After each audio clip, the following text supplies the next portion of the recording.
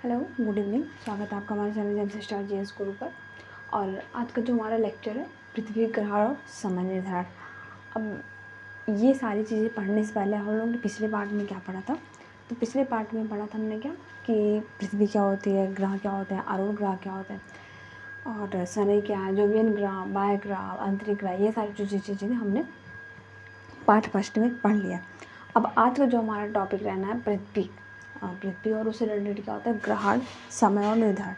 तब इसमें अब हमको क्या पढ़ना है, तो सबसे पहले हम अपने पृथ्वी के बारे में थोड़ा सा रिविजन कर लेते हैं। देखिए, जो पृथ्वी है अब वो क्या है, वो पृथ्वी हमारे सौरमंडल का एकमात्र ऐसा ग्रह होता है जहाँ पे जीवन संभव है। और ये सूर्य से तीसरा ग्रह है और अपनी दूरी पे कितने घंटे में चक्कर लगाता है, मैंने बताया था पिछले पार्ट में। तो ये कितने घंटे में लगाता है, 24 घंटे में। 24 घंटे में होता है। मैंने देखिए ये भी बताया था कि हाँ 24 घंटे चक्कर लगाने की वजह से क्या होता है, हमारा दिन और रात होता है। और ये बात करें कि अगर ये अपने अक्ष पे सूर्य की परिक्रमा कितने दिन में करती है, तो मैंने पिछले बार में आप लोगों को बताया था कि पृथ्वी हमारे सूर्य का परिक्रमा चक्कर कितने दिन में लगाती है, 365 दिन 6 घंटे में लगाती है। जिससे क्या होता है, एक वर्ष बनता है और ऋतुओं का परिवर्तन होता है। तो ये तो होगा हमारे पृथ्वी के बारे में इतना सब कुछ। देखिए बात आती है अब समय निर्धारण का। तो समय निर्धारण का आधार भी क्या होती है, हमारी पृथ्वी होती है। अब पृथ्वी कैसे होती है, तो देखिए जो पृथ्वी है उसको 360 डिग्री देशांतर में बांटा गया है। अब इसी के आधार पे क्या है कि विभिन्न इसी के 360 डिग्री आधार देशांतर के आधार पे ये दुनिया के विभिन्न देशों में क्या करती है, अलग अलग समय निर्धारित किया जाता है। तो अब कैसे, जैसे देखिए भारत का मानक समय है, अब ये कितना है, ये 82.5 डिग्री पूर्व देशांतर पर आधारित है और जिसे हम लोग क्या कहते हैं, भारतीय मानक समय कहा जाता है। और ये समय जो ग्रीनविच जो टाइम है उससे कितना आ गया, तो 5 घंटे 30 मिनट आ गया। और बात करें अगर समय, ये तो रही समय कि हाँ चलिए ठीक है, हमने 82.5 डिग्री पूर्व देशांतर को मान करके हमने अपना भारतीय मानक समय निर्धारित कर लिया। अब बात करें अगर समय का महत्व हमारी लाइफ में कितना है, अब वो तो आप लोग जानते ही हैं कि समय का महत्व हमारी लाइफ में बहुत है। समय का सही उपयोग ही हमें क्या करता है, हमें अनुशासन, सफलता और प्रगति को ले जाता है। यदि हम समय का सम्मान करेंगे तो समय हमारा भी सफलता, हमें भी सफलता दिखाएगी, हमारा भी सम्मान होगा। तो ये तो सारी जो चीज़ें रही पृथ्वी और समय निर्धारण के बारे में। अब उसके अलावा हम लोग आज इसमें क्या पढ़ने वाले हैं, जैसे कि सूर्य ग्रहण होता है, चंद्र ग्रहण होता है। तो अब ये सब का सारी चीज़ें कैसे होती हैं, क्या कैसे होता है, कब कौन किसके बीच में गति करता है, कि सूर्य ग्रहण चंद्र ग्रहण लग जाता है। तो ये जो ज़्यादा सारी चीज़ें है ना, आज का जो हमारा जो चैप्टर रहेगा, जो आज का जो हमारा टॉपिक रहेगा, इसमें हम लोगों को यही सारी चीज़ें पढ़ना है। तो चलिए स्टार्ट करते हैं हम आज का अपना टॉपिक पृथ्वी के साथ में।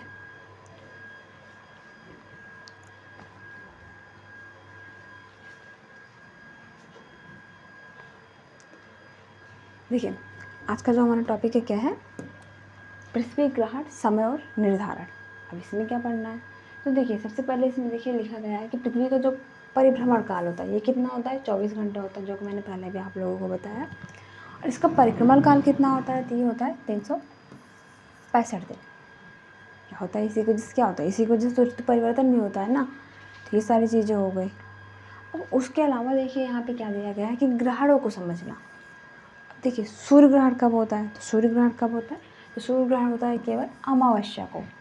क्या होता है, केवल अमावस्या को होता है। अब इस दिन क्या होता है, चंद्रमा जो होता है ना, सूर्य ग्रहण के दिन क्या होता है, चंद्रमा होता है वो सूर्य और पृथ्वी के बीच में आ जाता है। क्या होता है, चंद्रमा सूर्य और पृथ्वी के बीच में आ जाता है। तो इससे क्या होता है,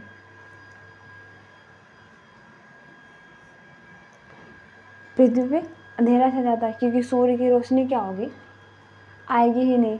तो इस टाइम पे देखिए क्या हो रहा है, चंद्रमा सूर्य और पृथ्वी के बीच आ जाता है।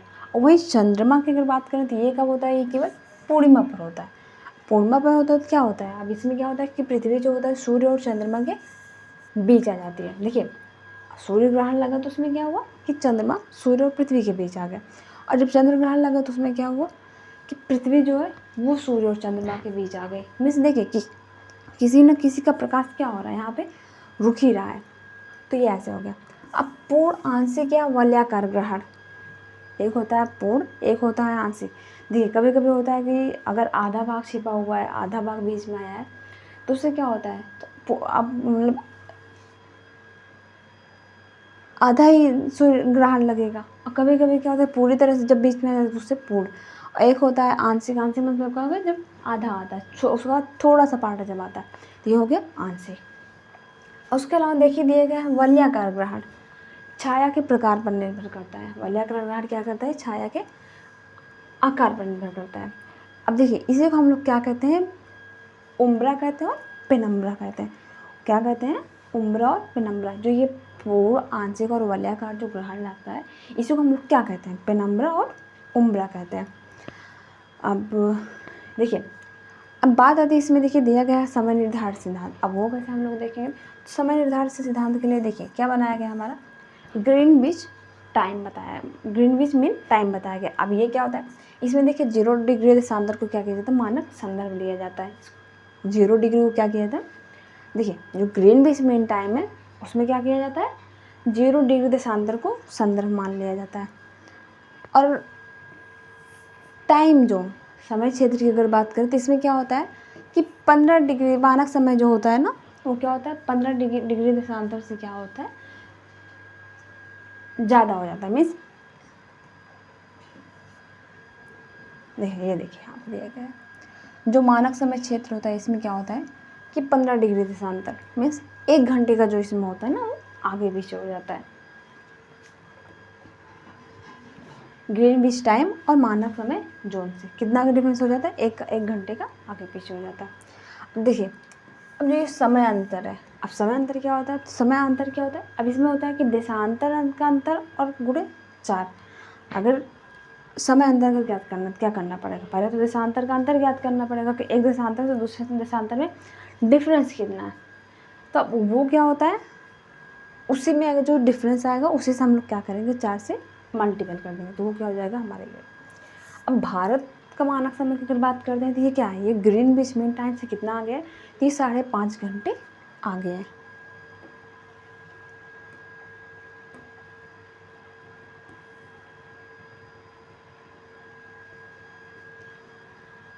तो ये आज का हमारा टॉपिक क्या रहा। सबसे पहले हम लोगों ने पढ़ा पृथ्वी और उसकी गतियाँ, कि हाँ दिन होता है रात होता है, ये ऋतु परिवर्तन होते हैं, ये सारी चीज़ें। उसके बाद हम लोगों ने पढ़ा ग्रहण। अब ग्रहण क्या होता है, तो हम लोगों ने पढ़ा सूर्य ग्रहण, चंद्र ग्रहण। अब चंद्र ग्रहण क्या होता है, जब क्या होता है कि पृथ्वी सूर्य और चंद्रमा के बीच आ जाए। और सूर्य ग्रहण क्या होता है, जब चंद्रमा पृथ्वी और सूर्य के बीच आ जाए।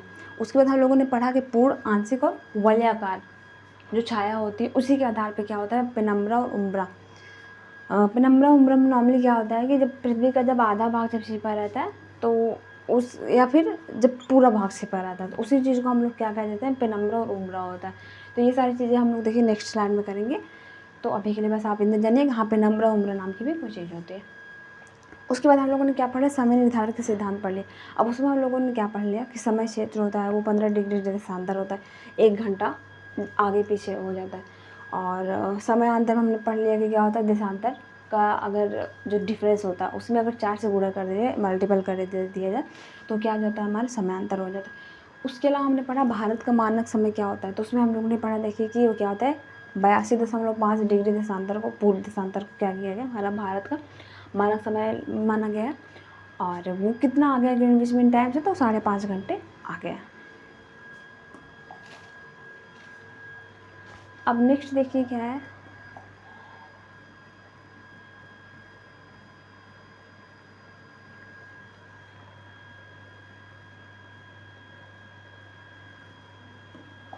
अब नेक्स्ट देखिए यहाँ पे दिए गए सूर्य का प्रकाश और ध्रुवीय दिन रात।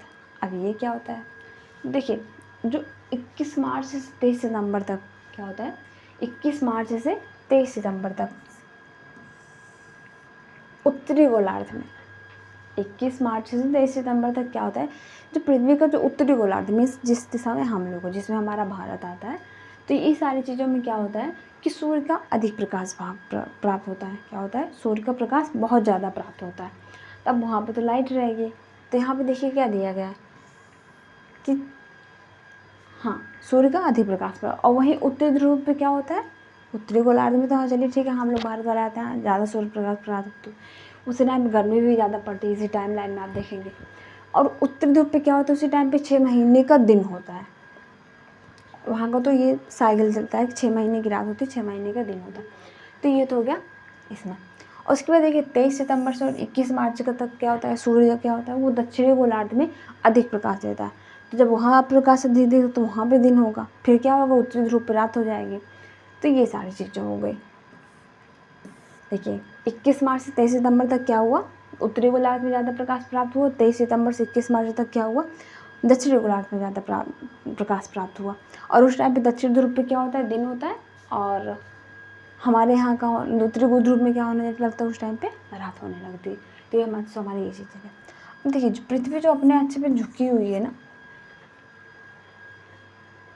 ये जो पृथ्वी की जो अपने अच्छे पे झुकी हुई जो है ना, इसकी वजह से क्या होता है, ये जो दिन रात हो रहे हैं ना, सूर्य पर मतलब पृथ्वी सूर्य कर्क रेखा पर ज़्यादा चमक रहा है, मकर रेखा पर ज़्यादा चमक रहा है। तो ये सारी चीज़ें जो किसकी वजह से, क्योंकि पृथ्वी अपने अच्छे पर झुकी हुई है। इसी वजह से क्या होता है कि टाइम बाय टाइम सूर्य इस डेट लाइन पे वहाँ उत्तरी गोलार्ध में चमकता है, इस टाइम लाइन में समय में दक्षिणी गोलार्ध में चमकता है। तो ये सारी चीज़ें जो रही हमारी ये रही। अब देखिए यहाँ पे देखिए दिया गया है कि ध्रुवों पर क्या होता है, 6 महीने के दिन होते हैं, 6 महीने का रात होता है।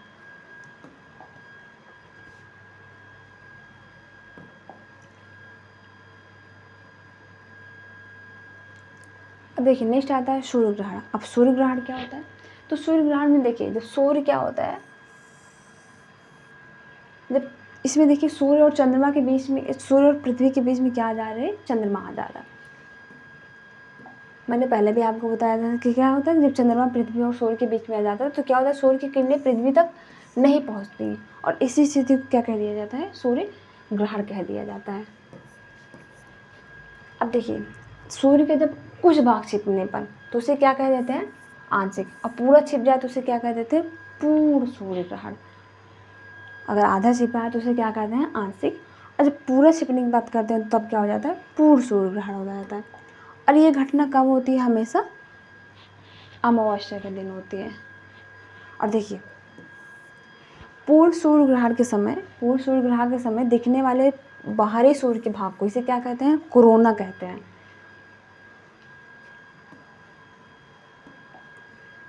जैसे पूर्ण सूर्य ग्रहण है, सूर्य पूरा क्या होता है उस टाइम पे, चंद्रमा क्या है, सूर्य और पृथ्वी के बीच में क्या होता है, पूरी तरह से आ चुका है। तब इससे क्या होता है कि सूर्य की रोशनी हमारे यहाँ बिल्कुल आएगी ही नहीं, पृथ्वी पे बिल्कुल आएगी नहीं। तो उसी टाइम पे क्या होता है, वो टोटली ब्लैक हो जाता है। तो उसी चीज़ को हम लोग क्या कहते हैं, जो सूर्य का जो बाहरी भाग होता है, जो हम लोग जो इससे अंधेरा रहता है पृथ्वी पे, उसे क्या कहते हैं हम लोग, कोरोना कहते हैं।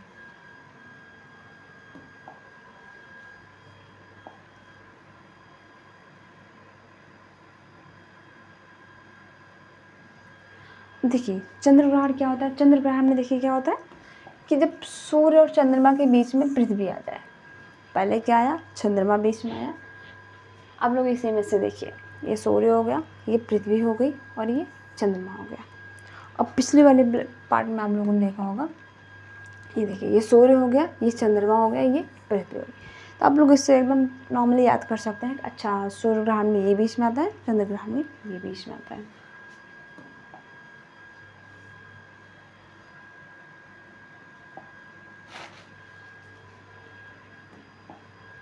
अब देखिए इसमें क्या हो रहा है।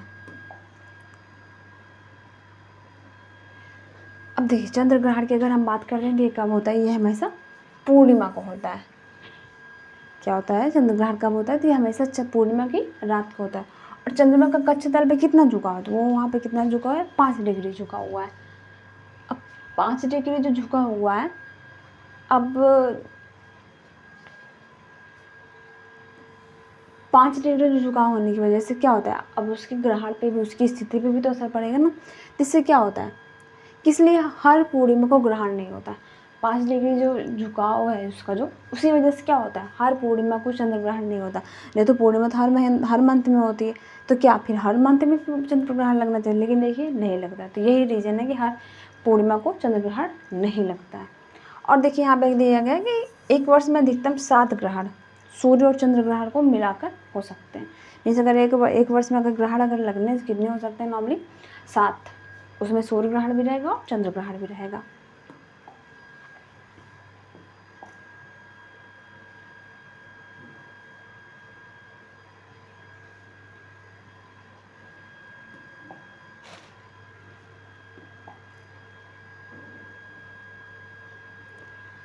देखिए अब क्या आ गया, अब हमारा टॉपिक आ गया देशांतर और समय के निर्धारण। अब ये क्या होता है, तो देखिए अगर पृथ्वी अगर 2360 डिग्री अगर पूरा अगर अपने अक्ष पे घूम गई तो क्या हो जाता है, 24 घंटा हो जाता है। ये इसका क्या होता है, परिभ्रमण का, मीन्स पृथ्वी अपने अक्ष पे क्या होगी, पूरा घूम गई।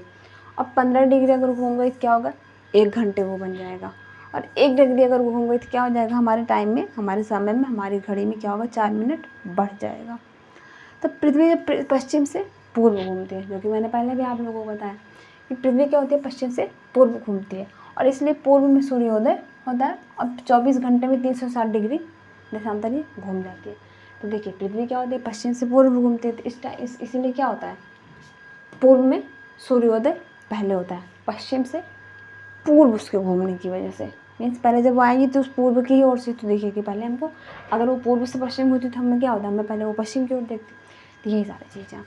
अब ग्रीनविच से क्या होता है, पूर्व की ओर जाने पर प्रत्येक एक समय पर क्या होता है, 4 मिनट बढ़ जाता है। जैसे कि हम लोग अगर ग्रीनविच टाइम जो है उसे अगर पूर्व में जा रहे हैं तो उससे क्या होगा, हमारा 4 मिनट बढ़ जाएगा, 1 डिग्री क्या होता है हमारी बढ़ जाती है। तो पश्चिम में अगर आप जा रहे हैं तो 1 डिग्री का क्या होगा, समय घट जाता है, मीन्स 4 मिनट घट जाएगा। ईस्ट की अगर आप तरफ जाएंगे, पूर्व की ओर जाएंगे तो 4 मिनट बढ़ जाएगा, और पश्चिम की ओर जा रहे हैं तो क्या होगा, 4 मिनट घट जाएगा।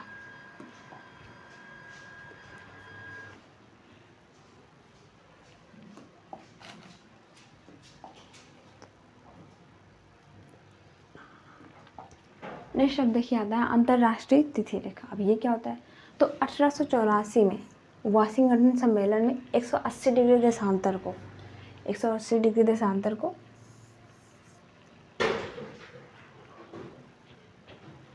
अंतर्राष्ट्रीय तिथि रेखा माना गया। किसको माना गया, 180 डिग्री देशांतर को।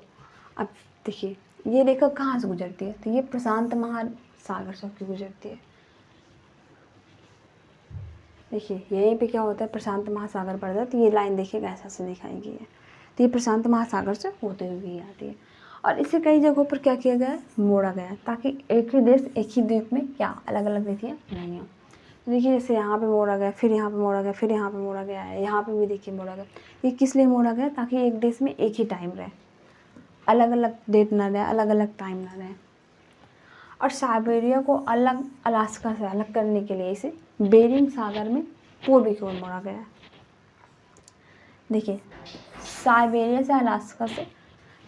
को अलास्का से अलग करने के लिए क्या कर दिया, इसे बेरिंग सागर में पूर्वी की ओर मोड़ दिया गया है। यहाँ पे आप लोग ये चीज़ देख सकते हैं, यहाँ पे क्या किया गया, इसको पूर्वी की ओर मोड़ दिया गया है।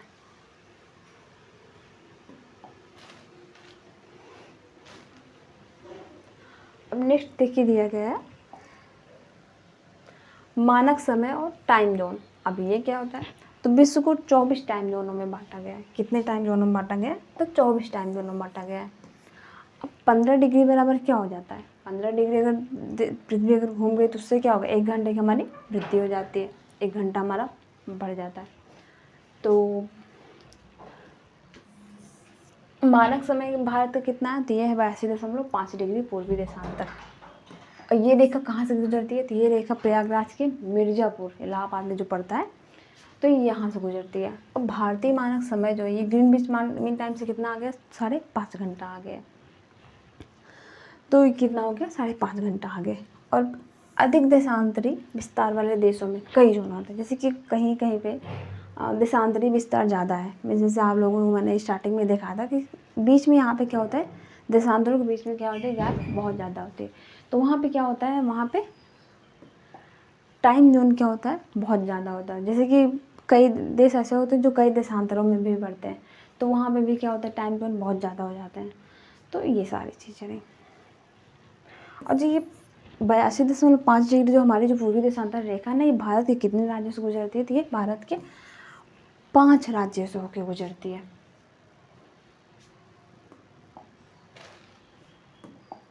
और कौन कौन से राज्यों से गुजरती है, देखिए यहाँ पे दिया गया है, इसका देखिए ट्रिक दिखा दिया गया है।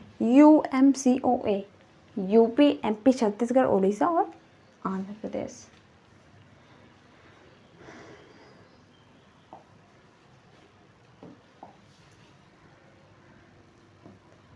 अब नेक्स्ट देखिए अब जो नेक्स्ट जो हमारा टॉपिक अब ये क्या है, परिमंडल एवं वैज्ञानिक विश्लेषण। अब इसमें हमको क्या पढ़ना है, तो इसमें हम लोग क्या पढ़ेंगे, पृथ्वी के आंतरिक संरचना मीन्स जैसे क्या जब भूकंप आता है, ज्वालामुखी जब उत्पन्न होती है तो उसमें क्या होता है, अंदर से बहुत सारे राख निकलते हैं, मैग्मा निकलता है जो ज्वालामुखी विस्फोट होने पे। तो वही सारी चीज़ें हम लोग इसमें क्या पढ़ेंगे, पृथ्वी का आंतरिक स्ट्रक्चर कैसा है, जो उसमें से ऐसे राख धूल वगैरह निकलते हैं, ऐसे गैसेस निकलते हैं। तो चलिए देखते हैं कैसे कैसे। तो देखिए अब इस चैप्टर में हमको पढ़ना क्या है कि भूगोल के मूलभूत सिद्धांत और उनकी अवधारणाएं पढ़नी है, पृथ्वी के कटिबंध पढ़ने हैं, उनकी ग्रिड प्रणालियाँ पढ़नी है, और पृथ्वी के क्या पढ़ना है, पृथ्वी के कटिबंध और ग्रिड प्रणालियाँ पढ़नी है। तो देखिए ये जो सारे वर्ड अभी जब हम टॉपिक करेंगे उसमें आपको सब समझ, पृथ्वी प्रमुख परिमंडल कौन है, पृथ्वी की आंतरिक संरचना कैसी है, तो ये सारी जो चीज़ें हैं चलिए जानते हैं कैसे होती हैं।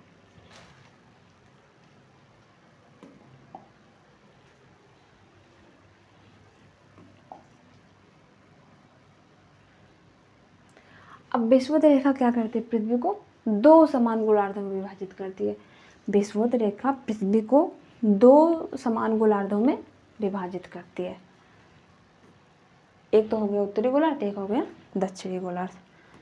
तो ये तो हो गया। अब देखिए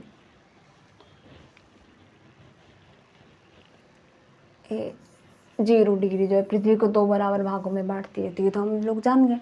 अब इसमें देखिए और क्या जानना है, तो जो अक्षांश रेखाएं ये एक दूसरे के पैरेलल होती है, मतलब एक दूसरे के समान अंतर पे होते हैं। अक्षांश रेखाओं के बीच की जो दूरी होती है ना वो समान होती है, ये सारी चीज़ें हैं। अब उत्तरी भाग में देखिए तो क्या होता है, तो उत्तरी भाग क्या होता है, उत्तरी गोलार्ध कहलाता है, और दक्षिणी भाग दक्षिणी गोलार्ध कहलाता है। और जैसे मैंने आपको बताया कि उत्तरी गोलार्ध ये हो गया, तो ये क्या होता है, ये विषुवत उत्तरी ध्रुव विषुवत रेखा के बीच में होता है, वो क्या होता है दक्षिणी ध्रुव और विषुवत रेखा के बीच में होता है। और देखिए जो विषुवत रेखा जो है ना, ये पृथ्वी पर सबसे बड़ा वृत्त बनाती है। क्या करती है, पृथ्वी पर सबसे बड़ा वृत्त बनाती है।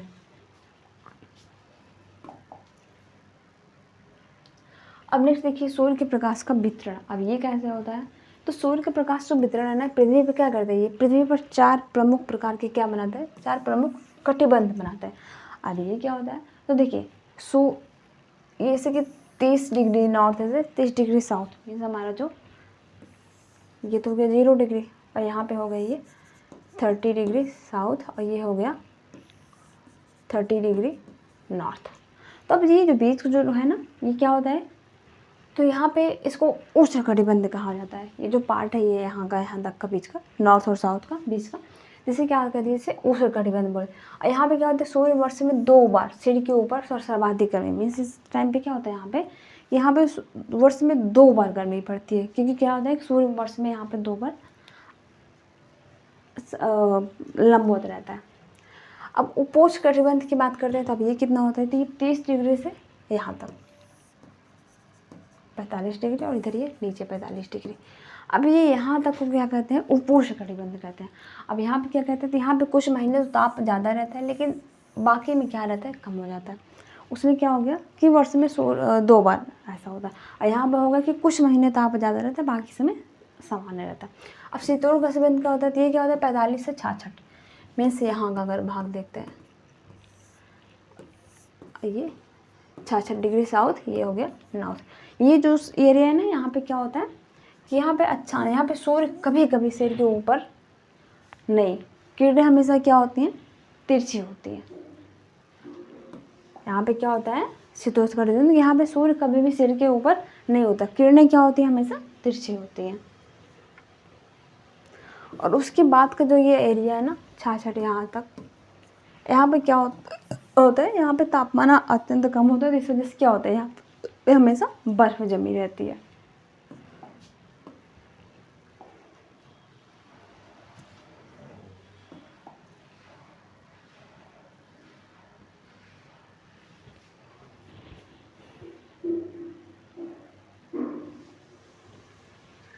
अब देखिए जैसे अगर मैंने पहले भी बताया कि ये क्या है, ये हमारी लूसेंट बुक से सीरीज चल रही है, मीन्स जो हमारा जो ये PDF बना हुआ है किस बुक से बना हुआ है, ये लूसेंट बुक के क्या हुआ है, हम लोग सारे उसको कंटेंट को बढ़िया इंटरेस्टिंग तरीके से तैयार किया, इमेजेस जोड़े हैं, बहुत सारी चीज़ें इसमें हम लोगों ने क्या है क्रिएशन कर दिया।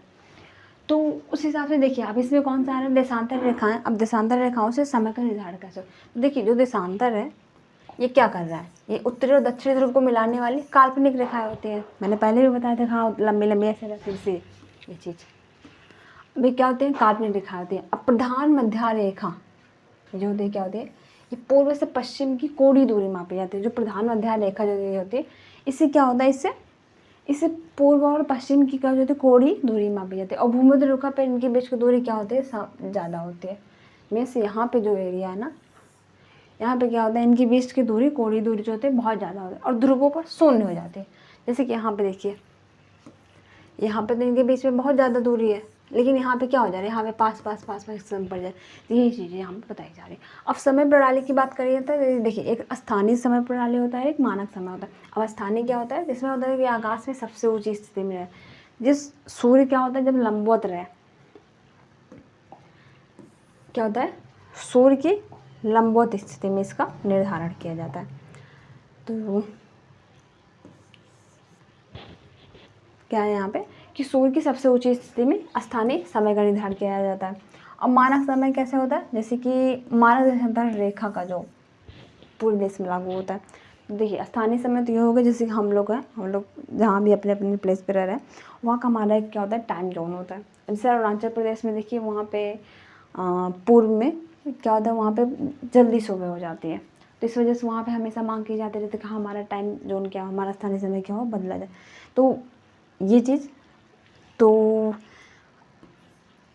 हमारी जो है ये किस में आती है, स्थानीय समय में आती है। और बाकी मानक समय की अगर बात करते हैं तो हमारा किस निर्धारण होता है, 82 डिग्री पूर्व डिग्री देशांतर से। तो ये तो हमारा रहा देशांतर रेखा और समय और भौगोलिक स्थिति का निर्धारण के बारे में।